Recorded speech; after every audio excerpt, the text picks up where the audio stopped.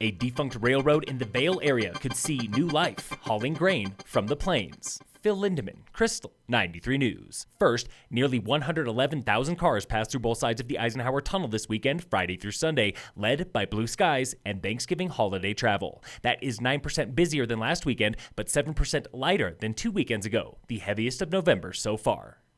A decommissioned railroad line in Eagle County is suddenly a hot commodity. This from the Vail Daily. Colorado Pacific Railroad has offered Union Pacific $10 million for 170 miles of the Tennessee Pass Line, which runs from the Royal Gorge south to Dotsera north through the heart of the Eagle River Valley. The plan is to haul grain from the plains to the west coast. That line was built in the 1880s and has not been used since the mid-90s.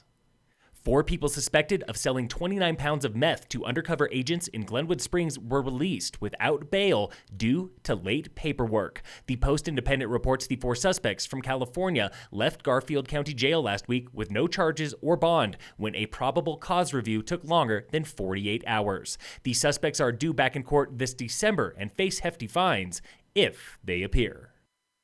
6 of the 10 most visited ski resorts in the U.S. are in Colorado, and 3 of the top 4 are in Summit and Eagle counties. Unofficial Networks reports on skier visits from last year showing Vail was the most popular resort in the U.S. with nearly 1.64 million skiers and riders, equal to 13,120 per day every day for 125 days. Breckenridge was second with 1.6 million visits, followed by Mammoth Mountain, Keystone, and Steamboat Springs. Between Vail, Breck, and Keystone, nearly a 500 million people came to our neck of the woods for skiing last season.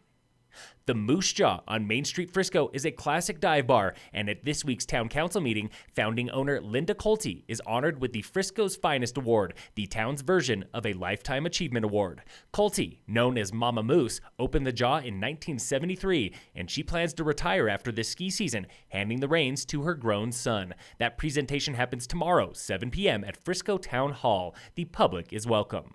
Also in Frisco, starting next week, get a preview of holiday recreation and activities with free entry at the Frisco Nordic Center in Tubing Hill and Two Below sleigh rides. Tubing is free next Monday, December 2nd. The Nordic Center is free on Tuesday, December 3rd. And sleigh rides are free Thursday. Call the Adventure Park for details and to make reservations. Avalanche danger is moderate today in Summit and Eagle counties. Your problems are persistent slab on north through east-facing slopes at and above tree line.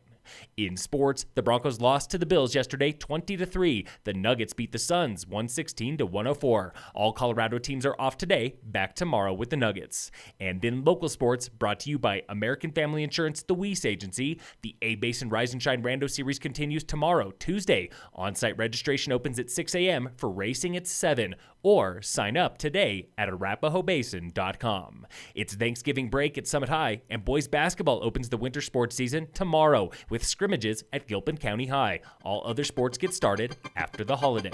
Phil Lindemann, Krystal, 93 News.